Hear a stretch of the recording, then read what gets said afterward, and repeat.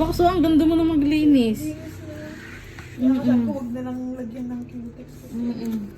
Ang linis mo na maglinis. Dito lang sa lalaki. Duwag ka lang kasi, ano mo lang. Dami mo lang naman ganyan. Ah, nakikita mo na kung hanggang sa ikat eh.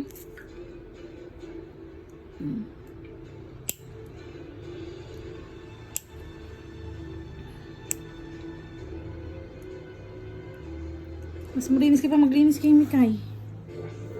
Si Mikay hindi malinis maglinis eh.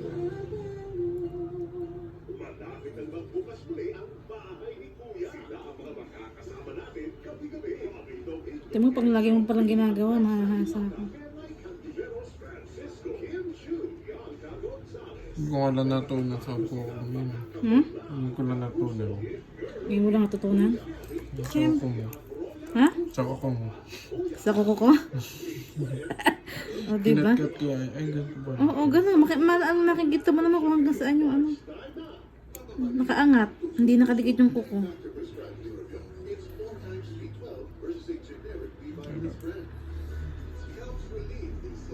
Masakit yan na makati-kati pag hinihilang gano'n. Di ba, ma'am? Pag nakabinabalatan ng ang kusap na gawa ng araw. Ang sarap. Masarap pa sa sex. Kaya ako.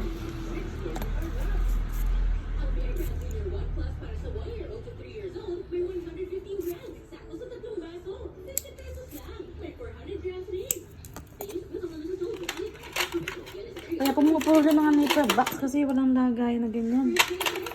Nauuntog yung dulo.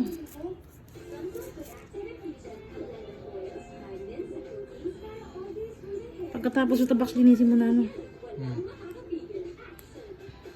Meeting pa naman ako 4:30. Kahit naman ano kasi babandawan lang naman. Banlaw na tsaka blower man.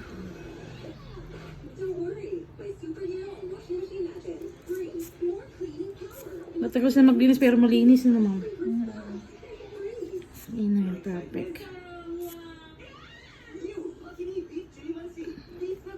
Makati-kati pa habang nagtatanggal siya. Diba lumanakas ang loob mo sa akin, Bax?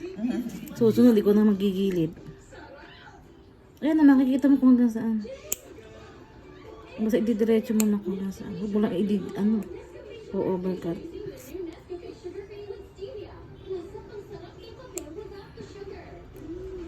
Kasi pag di mo kinat, di mo rin maalis yung dry skin. Nasa loob lang.